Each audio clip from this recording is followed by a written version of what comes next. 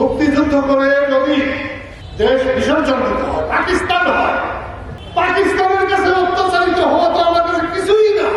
26 বছর কৃষক শ্রমিক জনতা লীগ করে আমি শেখ হাসিনার দুঃশাসনের বিরুদ্ধে প্রতিবাদ করেছি। একা ক্ষমতায় শেখ হাসিনা যায় নাই, আল্লাহর তরফ থেকে আল্লাহ গজব করেছে বলে শেখ হাসিনার বিদায় হয়েছে। গত পরশু লতিফ সিদ্দিকীকে গ্রেপ্তার করা আমরা মেনে নেব না, কিন্তু আমি আপনাকে বলবো মুক্তিযোদ্ধাদের উপর এই আঘাত আনা, যদি আপনি মুক্তিযুদ্ধের পক্ষে হয়ে থাকেন তাহলে আপনার উপরেও আঘাত আনা হয়েছে। আপনি যদি মুক্তিযুদ্ধের পক্ষে থাকেন তাহলে লতিফ সিদ্দিকীকে যখন বলা হয়েছে লতিফ সিদ্দিকীর 2 গালে জুতা মারো তালে তালে, তখন আমি এটা ধরে নেব আপনার অধ্যাপক ইউনূস, ডক্টর ইউনূস, আপনার 2 গালে জুতা মারো তালে তালে বলা হয়।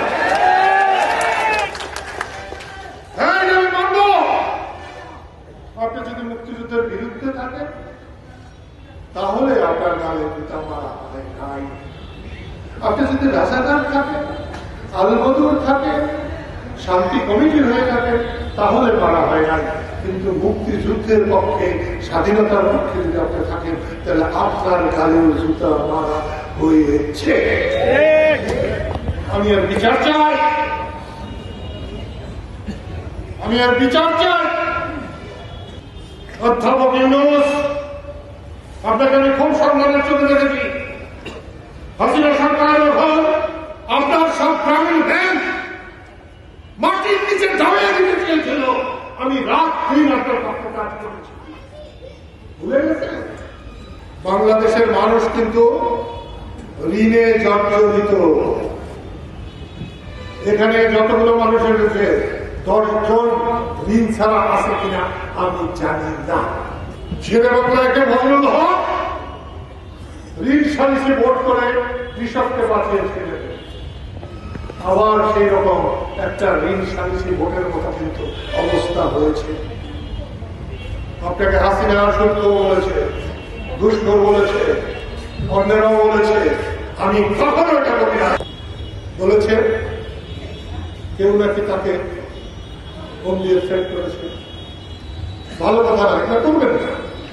আপনি আমাকে গ্রেপ্তার করে নিয়ে যান, বঙ্গবন্ধুর মাথার উপর পেশাব করার পরে আর পরশুদিন লতিফ সিদ্দিকীর গালে গালে জুতা মারে, 2 গালে জুতা মারে ভালো করে, এরপরে আমার আর কিছু করতে পারে।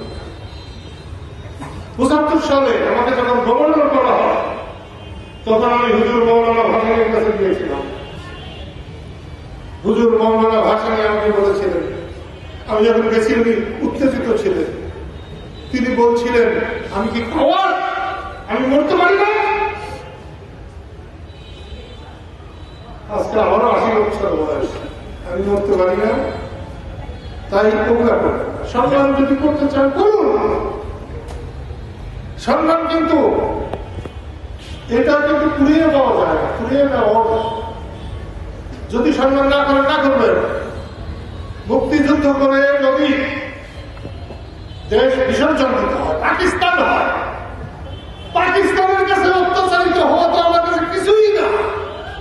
সব মশার বিরুদ্ধে সুরক্ষা দিতে এলো বসুন্ধরা এক্সট্রিম অ্যারোসল, মশার বিরুদ্ধে এক্সট্রিম সুরক্ষা।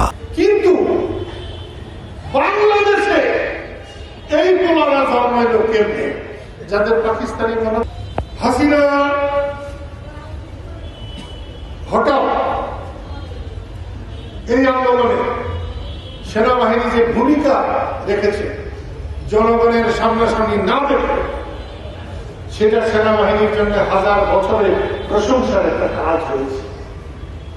কিন্তু সেই সেনাবাহিনী কেউ বলছে ক্যান্টনমেন্ট উড়িয়ে দেবে, তাহলে তাদেরকে কিছু দেখতে হবে না?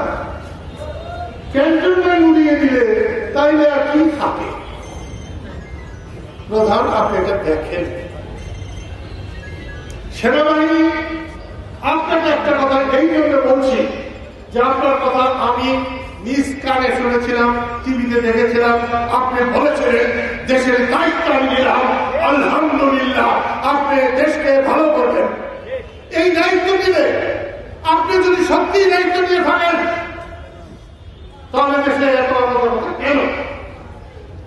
অর্থমন্ত্রী ইউনূস কিন্তু বলে নাই, তখন তিনি বাইরে ছিলেন, 5 তারিখে উনি বাইরে ছিলেন। আপনি বলেছিলেন আমাকে ভরসা করেন, আমি দেশের দায়িত্ব নিলাম, আমি দেশের হেফাজত করব। কোথায় হেফাজত? সকাল বিকাল মত ঘটেছে, আলোচনা করা কি নিষিদ্ধ?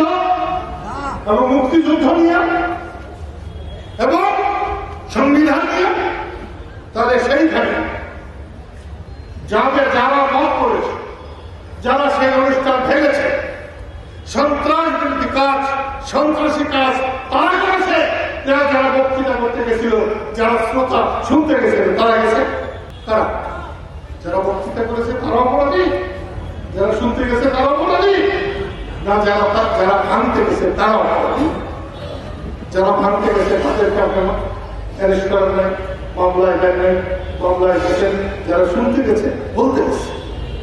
এবং দুর্ভাগ্যের আজকে 26 বছর কৃষক শ্রমিক জনতা লীগ করে আমি শেখ হাসিনার দুঃশাসনের বিরুদ্ধে প্রতিবাদ করেছি।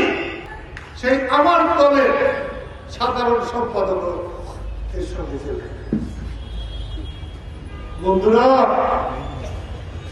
প্রধানমন্ত্রী বৈষম্য বিরোধীরা আপনাদের একার ক্ষমতায় শেখ হাসিনা যায় নাই, আল্লাহর তরফ থেকে আল্লাহ গজব করেছে বলে শেখ হাসিনার বিদায় হয়েছে। অন্যায় করেছে, জুলুম করেছে, সেই জুলুম তো আপনারা তার 10 গুণ বেশি করে করছেন, তাহলে আপনাদের বিদায় হবে না?